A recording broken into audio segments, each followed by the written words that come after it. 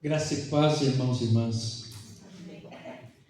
Abra sua Bíblia no Evangelho de Mateus, no seu 4º capítulo, para a nossa reflexão nesse momento. Estamos vivendo aí o mês da reforma, estamos bem próximos do 31 de outubro, mesmo que longe de 1517, mas a reflexão é sempre importante para mantermos a nossa fé. Sola fé, sola fide é uma das solas, das 5 solas, a estrutura da reforma protestante. Mateus capítulo 4 diz assim, mesmo sentados, mas atentos àquilo que o Espírito Santo quer tratar conosco hoje, a tentação de Jesus. A seguir foi Jesus levado pelo Espírito ao deserto para ser tentado pelo diabo. E depois de jejuar 40 dias e 40 noites, teve fome. Então o tentador, aproximando-se, lhe disse: Se és filho de Deus, manda que estas pedras se transformem em pães. Jesus, porém, respondeu: Está escrito: Não só de pão viverás o homem, mas de toda a palavra que procede da boca de Deus.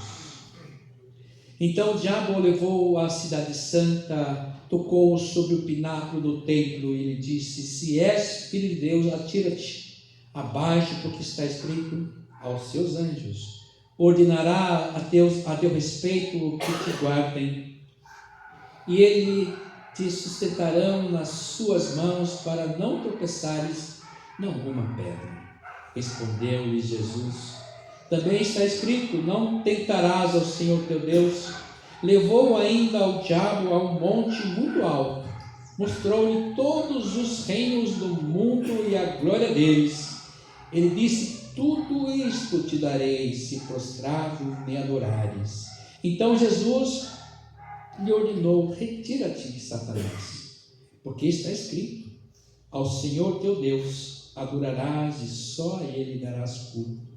Com isto o deixou o diabo, e eis que vieram anjos e o serviram. Pai eterno, quero te agradecer por esse momento que o Senhor nos reúne nesse santuário, para juntos aqui louvarmos o teu nome e sermos também edificados pela tua excelsa palavra. Senhor, usa da tua bondade e misericórdia e nos toca nossa mente, coração e nossa alma, com tua excelsa presença, na explanação da tua palavra. Senhor, que o teu Espírito fale conosco abundantemente, pois nós precisamos muito de ouvir a tua voz e sermos por ela edificados. É a nossa oração de gratidão e súplica no teu nome, Jesus, o nosso pastor. Amém. Como já disse, nós estamos vivendo aí já na segunda parte do mês de outubro, que nós celebramos a Reforma Protestante, algo que é muito importante e relevante, no meu modo de entender, não só como pastor, teólogo, mas como historiador. Nós temos um mundo antes da Reforma e um mundo depois da Reforma. Muitas coisas aconteceram a partir da fixação das 95 teses na porta de Wittenberg, na Catedral de Wittenberg, na Alemanha. Esse videozinho que nós acabamos de assistir, que é impactante, né? A cada cacetada lá, aquele do prego, ele quer fixar. Era costume, naquele centro acadêmico que acontecia na Catedral de Wittenberg, eles fazerem essas discussões acadêmicas, colocando as proposições na porta da catedral, da faculdade. Aqui na Idade Média, por toda a Idade Média, e depois logo no comecinho da Idade Moderna, o centro cultural e acadêmico eram firmados, centrados nas igrejas. Toda a educação era de ordem, responsabilidade da igreja. Não é à toa que também nós temos as nossas EBDs, né? Convido você que ainda não é aluno da nossa EBD, que vem aí às 9 horas para juntos estudarmos a palavra de Deus. A educação dada pela força da igreja, a liderança da igreja. Isso me remonta aqui à minha família. A minha mãe tinha só 2º aninho do primário, mas lia e escrevia maravilhosamente bem. A gente sempre tentava copiar a letra dela, do jeitinho, bem formada, e lia muito bem, porque aprendeu muito na escola bíblica dominical. Muita gente foi alfabetizada nas escolas bíblicas dominicais. Hoje nós temos muita informação, graças a Deus, mas nós também já lideramos congregações no comecinho do ministério que tinha boa parte da igreja que não sabia ler. E como é que é isso? Funciona uma igreja de escola bíblica sem uma boa parte da igreja não sabia ler? Então nós instituímos lá uma escola de fato, né, alfabetizadora, e eu era o professor, porque a gente tem o sonho e tem que botar a mão na massa, né? E aí fomos ensinar o pessoal, adolescentes e adultos, a ler e escrever, lá no Jardim Tonato, em Carapicuíba. Isso faz parte da vida da igreja, sempre fez, né? A Sagrada Escritura sempre ensinou muita gente a ler. E baseado nesse texto, eu quero conversar com vocês sobre algumas proposições maravilhosas. E uma delas que está muito clara aqui é só a Escritura. O próprio Cristo rebatendo as tentações de Satanás com a Escritura, e Satanás usando a Escritura para tentá-lo. E Jesus, que é o dono da Escritura, rebatia e discutiu com esse Satanás por um tempo. Depois do tempo que ele mandou ir embora, para continuar no seu caminho no mundo afora. Então é uma das 5 solas: só a fé, só Cristo, só Deus, só a graça de Deus e só a Escritura. No latim, só a Escritura, que está na base. Então, essas 5 solas são importantes para a gente analisar a fé reformada, que nós temos que valorizar a cada dia. Infelizmente, há muitos presos a tradições ainda, ligados a tradições familiares, principalmente nesses vínculos poderosos. Ele não consegue se libertar das tradições, dos vícios litúrgicos, da idolatria principalmente. E uma das coisas que a reforma rompe é com a idolatria. Lutero, o reformador primaz, ele não queria mudar de igreja, tanto é que o projeto se chama Reforma, que protestou contra aquilo que a igreja vivia naquele tempo. Era uma igreja cristã que não conhecia o seu Senhor. Parece que nós não estamos muito longe disso hoje.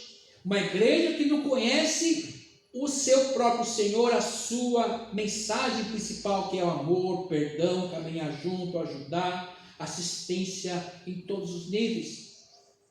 E Lutero, estudando a Bíblia, estudando especialmente o livro de Romanos, principalmente, na sua tradução e na sua concepção de hermenêutica e traduções, ele foi percebendo que a vida dele, da sua igreja, estava distante, muito distante, daquilo que a própria mensagem de Cristo trazia de ensinamentos e direcionamentos para a nossa vida cotidiana, porque foi exatamente isso que Cristo veio fazer. É Deus encarnado que vem nos ensinar a viver nos mínimos detalhes como viver. Jesus veio para ensinar na prática, porque nós estávamos longe das Escrituras Sagradas. As literaturas litúrgicas sagradas eram apenas guardadas e discutidas, mas sempre ao lado de tradições, sempre de maneira superficial e nada na prática.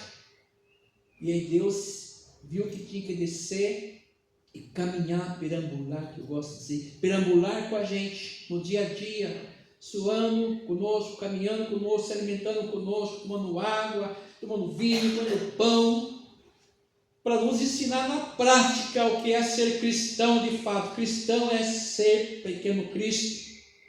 E se essa palavra não promover em nós mudança, transformação, é porque nós estamos com os corações endurecidos. E isso é uma tentação. É uma grande tentação. E aqui Jesus, nesse texto, ele nos ensina muita coisa. A primeira dela, que é só a Escritura. Está escrito. Está escrito. Não só de pão viverá o homem, mas de toda a palavra que procede da boca de Deus. E toda a palavra que sai da boca de Deus, não de homens. com suas teologias, suas ideologias, mas da boca de Deus. E para isso nós precisamos nos dedicar a isso. Não fazemos as nossas interpretações razoáveis, mais superficiais, e aqui daquilo que nos abarca aos nossos desejos e vontades, mas sim a palavra de Deus, né? E não deixarmos que o inimigo vai tentar mudar, inclusive usar a própria palavra para nos distrair, para nos tirar dos seus santos caminhos.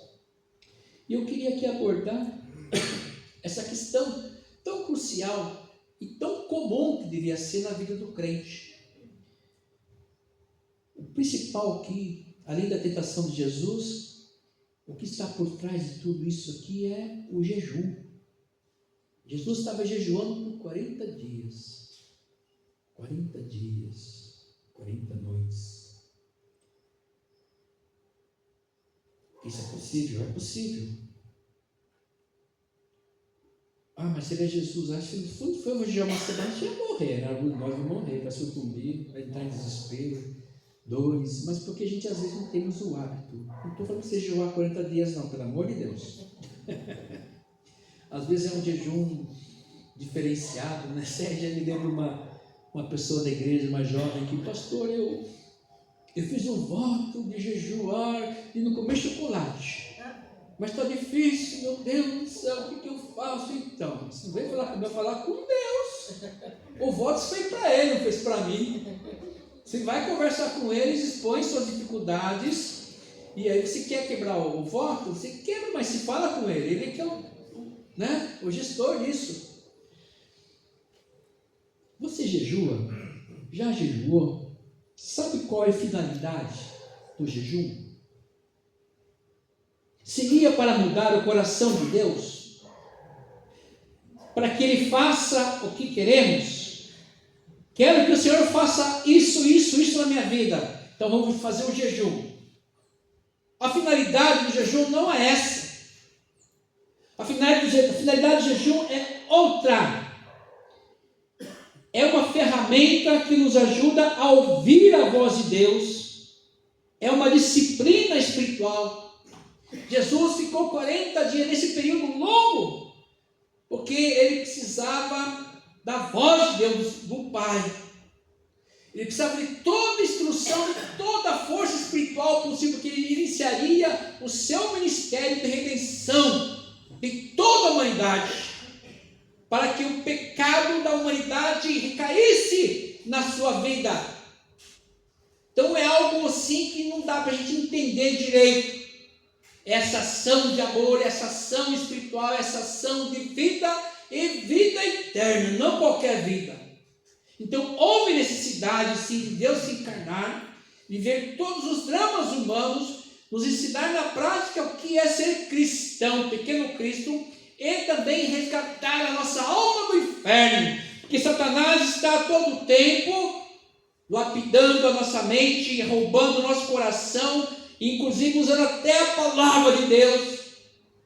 E por isso também Jesus jejuou.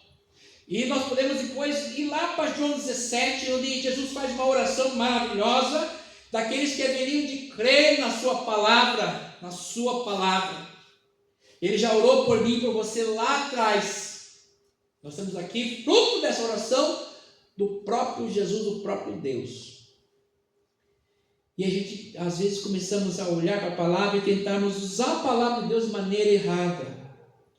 E até a prática do jejum, às vezes, nós fazemos de maneira equivocada. E eu queria retomar aqui aquilo que eu disse. O jejum é uma ferramenta que nos ajuda a ouvir a voz de Deus. É uma disciplina espiritual. É para mostrar para o Senhor que nós somos limitados. E que eu preciso ser orientado pelo Espírito Santo dele.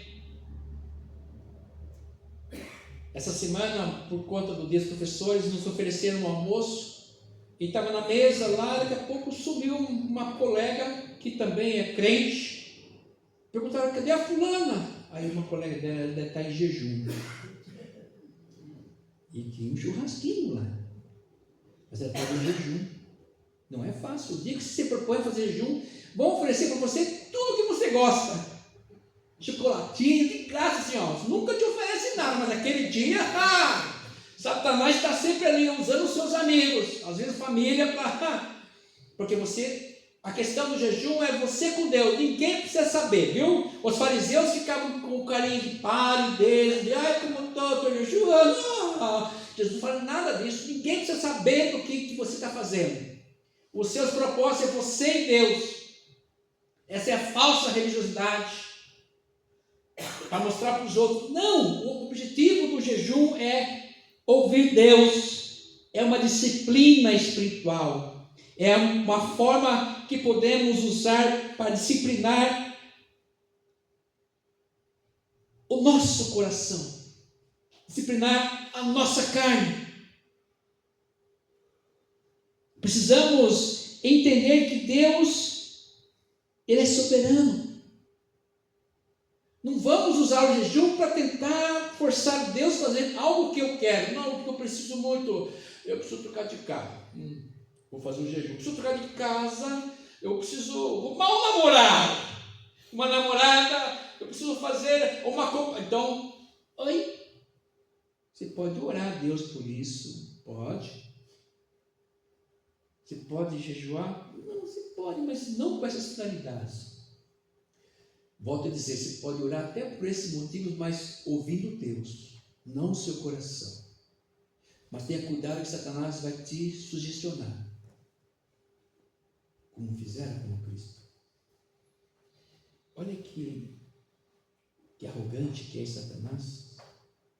Se tentou o próprio Deus, imagine a nós. E não mudou nada, viu, gente? A cristandade está vivendo, se lambuzando, achando que está tudo certo. Não, é Satanás que está agindo em todo o tempo. Ele também não dorme. Satanás também não dorme. E nem cochila, como o santo de Israel.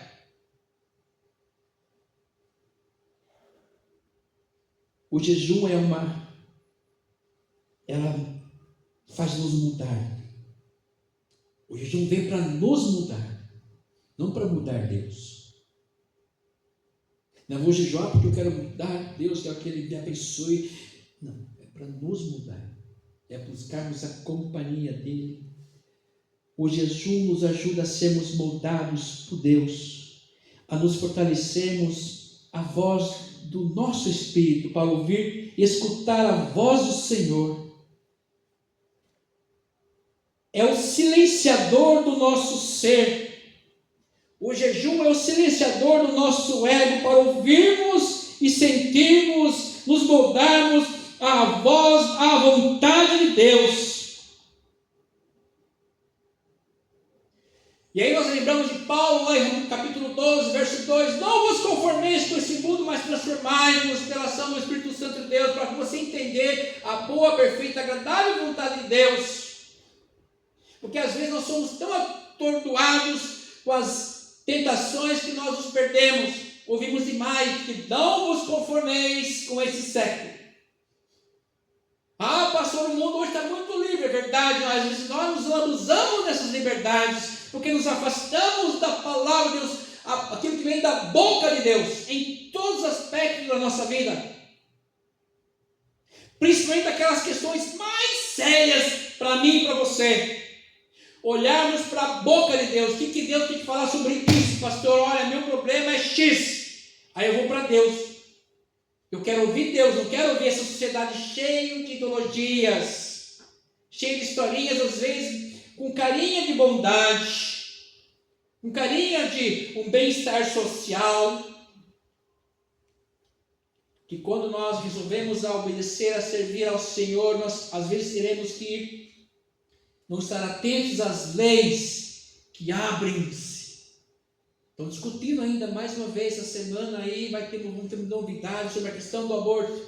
Até que ponto pode ser feito o aborto? Nós temos uma legislação já substancial a respeito, mas estamos querendo mudar. Abrir mais, se é 20 semanas, 22 semanas que pode causar o aborto, mesmo em caso de violência. As leis estão aí, mas nós não podemos abrir mão jamais daquilo que sai da boca de Deus, apesar do nosso racismo, apesar das nossas lutas pessoais, daquilo que nós pensamos que é verdade, que é o melhor, não podemos abrir mão nunca daquilo que sai da boca do Criador, a boca de Deus, que privilegia a nossa vida e a nossa felicidade, e vida eterna, vida perfeita. Às vezes ficamos conjecturando com o pecado, com o fruto do pecado na sociedade, e esquecemos de olhar para o Senhor. É o que Satanás aqui está propondo para o próprio Cristo. Então sejamos atentos, porque o diabo está, o nosso inimigo está ao nosso derredor, buscando a quem possa tragar. E o jejum é um caminho fantástico, inclusive nas igrejas está sendo usado, mal usado. Eles querem dominar Deus, querem mudar o pensamento de Deus no coração. Ele não muda, nós precisamos mudar. Hebreus 13:8, o Senhor é o mesmo ontem e hoje será para sempre. Nós precisamos mudar, Ele não muda. Ele é o Deus do amor, da bondade, misericórdia, desde sempre. Nós que precisamos olhar para isso, para nos tornarmos com essas características dele, de bondade, amor, misericórdia, perdão. Como nós precisamos aprender com Deus a perdoar, a viver, seguir em frente. Nós ficamos arrastando correntes, e ficamos arrastando e nos adoecendo do corpo e da alma, porque nós não temos aprendido as características do próprio Deus, os frutos do Espírito Santo de Gálatas 5. Nós precisamos viver em frente, seguir em frente, sempre com a palavra de Deus gravada em nosso coração, para entendermos qual que é a boa, perfeita vontade de Deus para nossas vidas. Eu queria ler alguns versos de Filipenses, no capítulo 2, o desenvolvimento da salvação, capítulo 2 de Filipenses, a partir do verso 12. Assim, pois, amados meus, como sempre obedecestes, não só na minha presença, Paulo falando, porém, muito mais agora, na minha ausência, desenvolvei a vossa salvação com temor e tremor, porque Deus é quem efetua em nós tanto o querer como o realizar, segundo a sua boa vontade. Fazei tudo sem murmurações nem contendas, para que vos torneis irrepreensíveis e sinceros, filhos de Deus, inculpáveis no meio de uma geração pervertida e corrupta, no qual resplandecereis como luzeiros no mundo, preservando a palavra da vida, para que no dia de Cristo eu me glorie de que não corri em vão, nem me esforcei inutilmente. Até aqui. Então a proposta de Cristo é que nós oremos para a sua palavra, somente a Escritura, mas segundo o coração de Deus. Sabemos que a palavra de Deus ela pode ser deturpada.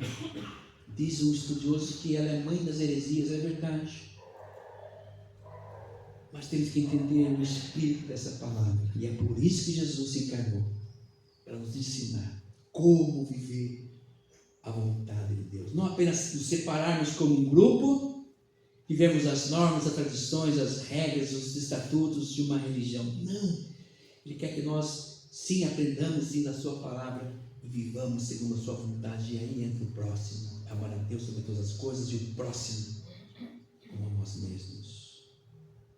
A segunda parte é primordial, não é só aprender de Deus, então espalhar desse amor, dessa graça.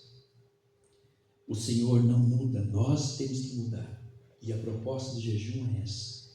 Jesus orou, jejuou por 40 dias para estabelecer comunhão plena com o Senhor, com seu Pai, pois iria iniciar então o seu ministério, que promoveria a vida para toda a humanidade, a bondade de Deus sendo espalhada. Era então a introdução da salvação da humanidade. E não foi à toa que foi tentado como foi. Porque o projeto é grandioso, de vida, de paz, e tudo aquilo que promove vida e paz sempre vai ter tentações. Eu gosto de pensar que nas reuniões, em todas as instâncias dos poderes seja locais, estaduais, federais, do mundo inteiro, em cada mesa ali de discussão de bem social, de bem-estar, de vida, do bem para as pessoas, o Satanás está sentado ali também para deturpar tudo, para mudar as intenções, para que haja corrupção, para que haja mudança de boas intenções.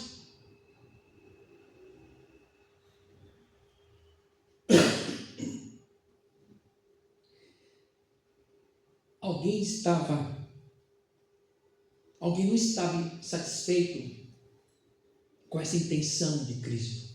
Alguém não estava satisfeito com o jejum de Cristo, de Jesus. Por isso que ele oferece as macros tentações, como se ele pudera, né? Como é arrogante Satanás, querendo oferecer por Cristo tudo o que é dele.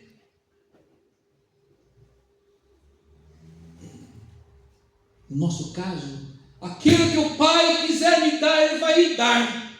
É isso que nós precisamos, porque a vontade dele é boa, perfeita e agradável. Seja o que for, vendo dele, eu quero. Só dele. Jesus quis expressar o coração de Deus a todos. Sabia que enfrentaria oposições, antagonismos, ideologias ferrenhas, tradicionalmente os esquemas esquizofrênicos da religião do seu tempo. Religião destituída da graça de Deus, do amor, do toque divino, do conversar, do compartilhar, do sorriso, do olhar para o outro como igual. Paulo ainda fala melhor, considere o outro como seu superior, para que você possa estabelecer comunicação. Às vezes nós podemos nos sentir superiores, porque nós sabemos alguma coisa a mais. Não, assim nós não atingiremos ninguém. Paulo fala, se você quer atingir o fraco, se faça de fraco. O forte, se faça de forte. Tudo isso é estratégia. Estratégia evangelística, inclusive. Mas isso nos faz pensar que nós precisamos ser, na verdade, humildes. E que vivemos num mundo esquizofrênico, religioso, sem a graça e a misericórdia de Deus, em direção ao outro. Isso é cristianismo. Jesus desceu porque é Deus que veio ao nosso encontro. E nós precisamos ir ao encontro do outro. Hoje, por que jejuaríamos hoje? Qual seria a proposta hoje? Por que eu jejuaria hoje? Senão pela doce e profunda comunhão com o Senhor Jesus. Porque o ensinamento é jejum e oração. Não vou fazer um jejum, pastor, porque eu preciso fazer uma dieta mesmo. Estou meio gordinho, meio estranho e tal. Tá bom, né? Você vai deixar de comer, então faz uma dieta equilibrada. Jejum espiritual é outra proposta. Outra proposta. Para mudar o nosso coração, para termos mais comunhão com Ele. Precisamos buscar intimidade com o Senhor. Hoje, Jesus, o seu nome se tornou muito comum. Ele se tornou alguns lugares comuns, até mercadorias relacionadas a Jesus. Grifes! É a oportunidade. Eu sou empreendedor, pastor, então eu criei uma loja, criei uma marca com Jesus. Lembro, mas eu fico olhando assim, qual a intenção disso tudo? Para promover o nome de Jesus. Ele precisa que nós promovamos a sua graça, o seu amor, a nossa atitude, a nossa vida. Não usemos, aliás, a igreja sempre fez isso antes da reforma, vendendo as iconografias. A igreja católica percebeu que teria muito lucro vendendo as estatuazinhas do santo do passado. E Lutero depois, ele até ironiza essa parte. Que muitos venderam os ossos dos discípulos. Claro que é mentira, né? Mas venderam a muito dinheiro. porque as pessoas têm fé nas coisinhas, nos amuletos. A igreja não perdeu essa oportunidade e continua, mesmo pós-reforma, nós entramos num nicho aí mercadológico, vendas de CDs, agora não tem mais nada, venda de influência, você entra lá e estão faturando. Quando você clica lá no influencer e tal, você está ajudando ele a ganhar dinheiro. Tudo hoje é monetarizado. Em nome de Jesus, em nome de uma fé vazia, inócua, que não leva ninguém a lugar nenhum, a não ser para o inferno, cheio de conhecimentos bíblicos, andou a vida inteira com a camiseta Jesus, salva, opa, legal, mas o coração está longe. O que Jesus veio fazer para nós? Pegar a gente pela mãozinha e caminhar dia a dia, sol a sol, chuva a chuva, frio, calor, doença, gripe, amidalite, câncer, e caminhar com Ele. E caminhar desse jeito, o que nós propomos, apesar das circunstâncias, com a fé de Cristo no coração, e essa é uma das finalidades do jejum, é ouvir a voz de Deus nas minhas circunstâncias e caminhar, e Ele vai me orientar. Faça prova nisso. O fazer prova que o Senhor fala é isso, é caminhar com Ele, e Ele vai me mostrar o caminho, não que Ele tem que me dar algo em troca. Nós entendemos tudo errado, porque nossa mente é assim. A nossa mente é mercadológica, nossa mente é de resultado. E esse está sendo impregnado pelo sistema capitalista acumulador. E nós precisamos libertar essas ideologias. E aqui estou falando de mercado comunista e capitalista, democracia, não, é Jesus. Autor e consumador da nossa fé. Está interessado em nos levar para o céu, para aquele dia lá. E uma das ferramentas importantes é o jejum. Porque quem sabe assim a gente ouve o Espírito Santo de fato. Porque no meu jejum mostra a minha alimentação, a minha limitação enquanto ser humano. Porque às vezes a gente fica preso na nossa arrogância, sapiência, entendimento, sabedoria pessoal e achamos que está tudo certo. E como é que está a minha comunhão com o Espírito Santo de Deus? A minha relação com aquilo que sai da boca de Deus. Nós precisamos buscar intimidade. Precisamos nos tornar muito cuidado em buscar essa intimidade, buscar intimidade com o Senhor. E como disse já, às vezes não é você só pronunciar muito Jesus, andar com camiseta e isso aqui, fitinha. Às vezes nós estamos quebrando o terceiro mandamento. Não terás o nome do Senhor teu Deus em vão. Achando que só o nome dele vai resolver a situação e a nossa vida não precisa de mudança nenhuma. E o propósito, às vezes, do jejum é esse de nos mudar a nossa mente, nos aproximarmos mais do Espírito Santo de Deus e buscarmos resgatar a intimidade com Cristo. A profunda comunhão. Tudo que envolve a nossa vida deve buscar estabelecer a nossa intimidade com o Senhor Jesus. Tudo que envolve a nossa vida, tudo deve restabelecer a nossa intimidade com o Senhor. Ah, pastor, tudo é uma luta, porque nem tudo que envolve a nossa vida promove intimidade com o Senhor. É uma luta. É isso que Cristo veio fazer.